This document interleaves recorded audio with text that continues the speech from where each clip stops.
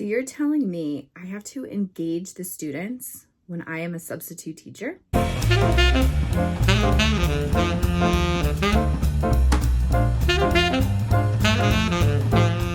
Student engagement as a substitute teacher can make or break your day. Engaged students are more likely to stay on task and do what they are supposed to be doing for their teacher, and it reduces class management tasks. You have a unique opportunity to bring fresh energy and perspective, which can make the day super exciting for students. So here are some key strategies for you to engage students. Introduce yourself with enthusiasm. Now, I don't mean like, hi guys, my name is Mrs. Watts. Like, no.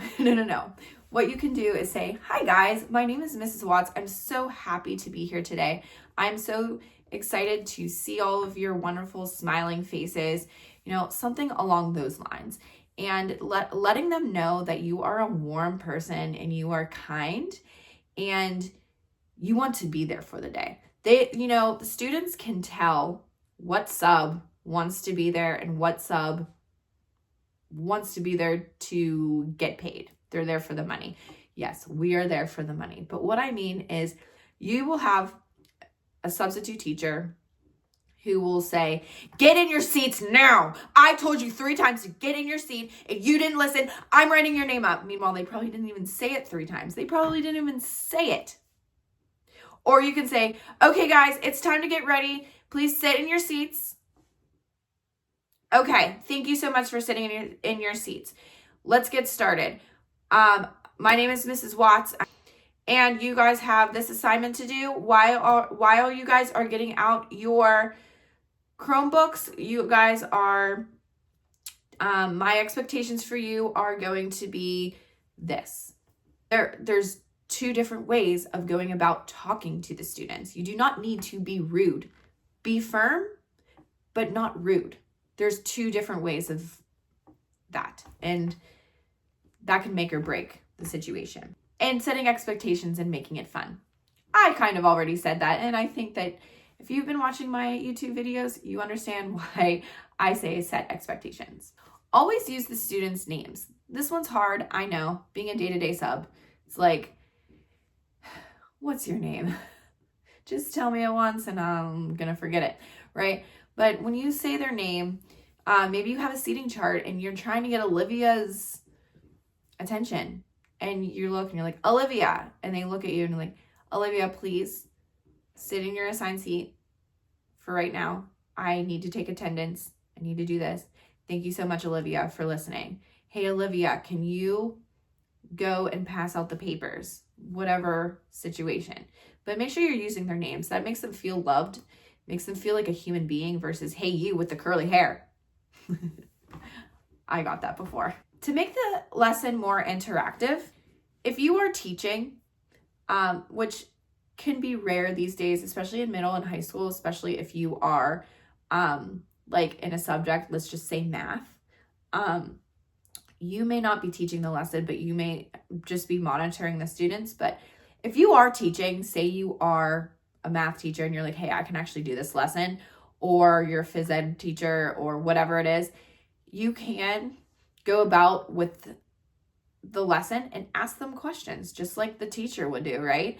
Ask them questions, get them participating and being encouraged to participate. You may have quick brain breaks. If they are quiet and they're still and you're like, okay, this is really awkward, stand up, say, okay, it's time to stretch, okay? We're gonna get going here, okay? You guys have this lesson to do and you need to be awake for it, They'll do it.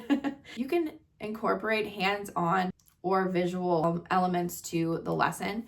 I really do agree with this because not every student learns the same. So if you're doing something like PEMDAS in math class, okay, well, we have the parentheses, exponents, multiplication, division, addition, subtraction. So we have that, but maybe there's a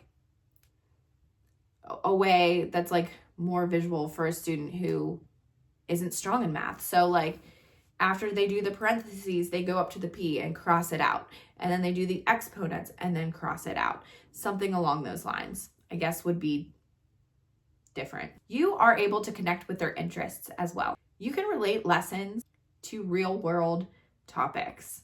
And you can also use humor. You can encourage groups or partner activities. Now, this one, I would say ask for permission. You can also do of course, do collaborative learning and classroom games. Now, collaborative learning, one thing that I know just by going to school to being an education teacher, seriously.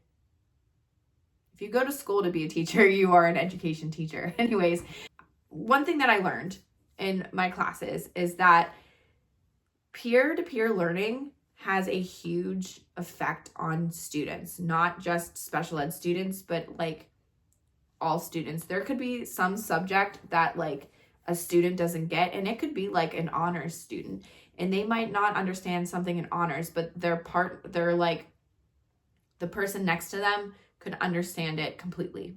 And if you have that interaction with that peer, the peer who wasn't as strong in that subject would start learning from the student who was more, who understood the subject better, if that made sense.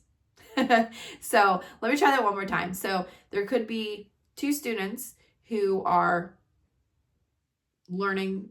obviously learning the same thing. One could be not understanding it at all for some odd reason. And then another student is completely understanding it and like blowing through whatever chapter they're on, right? So the student who is stronger than the other student learning, they could work together, and the student who was not as strong, the way that the peer says to that student could help them learn better. And that actually, there's research done on that. I haven't looked at that for a while. That's just one thing that I remember from college. So that is a really good thing. And if the teacher has that in their lesson plan, like, hey, they can work together, let them work together because they are going to learn that way. Give positive feedback and recognize their efforts. Always acknowledge their participation. I know that like sometimes as a sub, you're going to get the students who just blurt out, think that they're the class clown, whatever. And it's annoying. It's very annoying. But just make sure that you use your class management skills for that. But there are other students who are going to participate in the lesson, who did their work, who listened to you from your expectations, and that's amazing. And don't always bring up the negative. Bring up the positive. There's more positives in the classroom than the negatives. So if you always just say, hey, Alexa, you did so good today. Thank you so much. Justin, you did a great job today listening. And I don't know, like just praise it. Because the more you see them, the better they will do. And again, encourage and motivate them. And I'm sure the more you use these engagement strategies, the students will say, hey, I really liked the substitute teacher. They were great. Like, although they made us do our work, she was a very kind person and she didn't yell at us, and she had other activities up her sleeve when we finished and stuff like that. Like, it goes a long way. And even the teachers next to you won't hear chaotic mess going on in there. They'll be like, wow, this teacher is actually like, they have class management skills and they're engaging the students really well. Like, it won't go unnoticed. I promise. I will see you in the next video.